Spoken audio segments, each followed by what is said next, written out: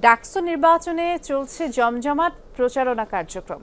প্রার্থী ভোটারদের সরব উপস্থিতি ক্যাম্পাসে, লিফলেট, হ্যান্ডবিল নিয়ে প্রার্থীদের সাথে চলছে ভোটারদের জনসংযোগ। তবে প্রার্থিতা ফিরে পেতে এক প্রার্থীর হাইকোর্টে রিট নিয়ে শঙ্কার কথাও কেউ কেউ জানিয়েছেন। সব ষড়যন্ত্রকে পেছনে ফেলে ডাকসু নির্বাচন হবে সুষ্ঠু, নিরপেক্ষ এবং সেই প্রত্যাশাই করছে সবাই। এদিকে ছাত্রদলের ভিপি পদপ্রার্থী আবিদুল ইসলাম খান বলেছেন, কেন্দ্র না বাড়িয়ে বুথের সংখ্যা বৃদ্ধি করলেও শতভাগ ভোট গ্রহণ সম্ভব হবে। তার আশঙ্কা, মব তৈরি করে বিশৃঙ্খলা সৃষ্টির প্রস্তুতি আছে একটি পক্ষের। ঐক্যবদ্ধ শিক্ষার্থী জোটের ভিপি প্রার্থী সাদিক কায়েম বলেছেন, কিছু প্রার্থী বহিরাগতদের নিয়ে এসে প্রচার করছে, তারা নিজেরাই নিজেদের ক্ষতি করছে। নিজেদের সামর্থ্য অনুযায়ী প্রার্থীদের প্রচারণা চালানোর আহ্বান জানান তিনি।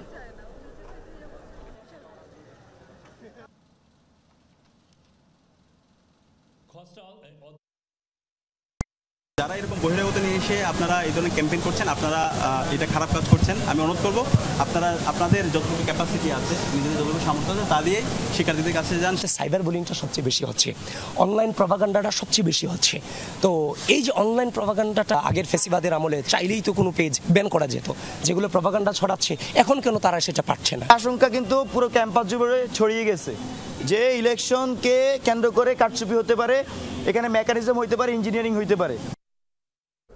এরপর যে আমরা ক্যাম্পাসে যাচ্ছি, আমাদের সহকর্মী আল আমিন হক অহন আছেন সেখানে। অহন, ক্যাম্পাসে আপনি কেমন দেখছেন প্রচারণা এবং জনসংযোগ? ছাত্রদলের ভিপি পদপ্রার্থী কি বললেন তাও একটু জানতে চাই। যারা বিভিন্ন প্যানেলে আছেন তাদের ইশতেহারগুলো তুলে ধরছেন, বলছেন নিরাপদ ক্যাম্পাসের জন্য তারা কি করতে চান, এই ঢাকা বিশ্ববিদ্যালয়কে নতুনদের সামনে কিভাবে উপস্থাপন করতে চান, কেনই বা ভোটাররা তাদের ভোট দেবেন আর কেনই বা তারা জিততে চান, সেই বিষয়গুলো তুলে ধরে তারা যাচ্ছেন ভোটারদের কাছে, ভোট চাইছেন। এবং একেবারে ডাকসুর সামনে আছি আমি বিকেলবেলা, যে কারণে খুব একটা যে আনাগোনা সেটি নেই। বিচ্ছিন্নভাবে কয়েকটি স্বতন্ত্র প্রার্থী এবং অনেকেই তাদের যে ইশতেহারগুলো সেগুলো তুলে ধরছেন এবং অধিকাংশ ক্লাসেই শেষ হয়ে গেছে।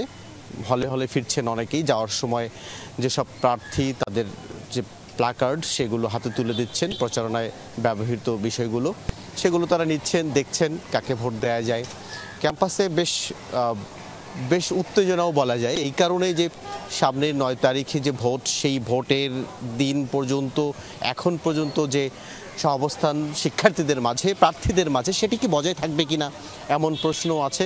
সাধারণ শিক্ষার্থীরা, বিশেষ করে আপনি জেনে থাকবেন যে ফার্স্ট ইয়ারের শিক্ষার্থীরাও তো ভোটার, তারাও বেশ উৎফুল্ল। আমরা একই সঙ্গে যখন ভোটের আয়োজন চলছে, সেই সব শিক্ষার্থীদেরকেও নানানভাবে বরণ করে নেওয়ার কার্যক্রমও ঢাকা বিশ্ববিদ্যালয়ের প্রশাসনের পক্ষ থেকে চলছিল। এবং এইসব শিক্ষার্থী একেবারে নতুন ক্যাম্পাসে এসে এমন ভোটের জমজমাট আয়োজন দেখছেন।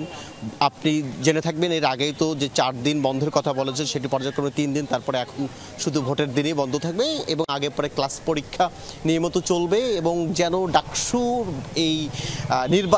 নির্বাচন যেন নিয়মিত হয় এবং এটি যেন ঢাকা বিশ্ববিদ্যালয়ের ক্যালেন্ডারে অন্তর্ভুক্ত করা হয়, সেই বিষয়ে সাধারণ শিক্ষার্থীরা জানাচ্ছিলেন, বিস্তারিত জানাচ্ছিলেন। ধন্যবাদ অহন।